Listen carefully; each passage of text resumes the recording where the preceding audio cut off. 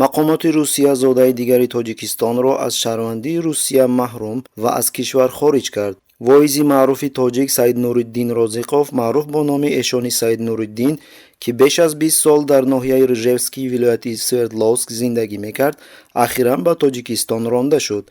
در این باره رادیوی آزادی با استناد به خویشاوندان واعظ مینویسد: پدرم به طور نهانی 4 روز قبل ناپدید شد. یک مرد ناشناس خود را منصبدار حکومت ناحیه شناس کرده او را به مقامات دعوت کرد. پدرم همزمان لباسش را پوشیده به مقامات رفت. روز دیگر ما فهمیدیم که او الکی در تاجیکستان است، گفت پسر واعظ محمد رازیقوف به خبرنگاران. چند پیش از آن دادگاه ناحیه رژevsky عریضه سید نورالدین را درباره برقرار کردن شهروندی فدراسیون روسیه قانع کرد. مقامات محلی باید شناسنامه قبلا از او مصادره شده را برمیگردانید. در تاجیکستان علیه ایشان سید نورالدین پرونده جنایی باز شده است و کارمندان کمیته دولتی امنیت ملی کارهای تفتیشاتی میبرند.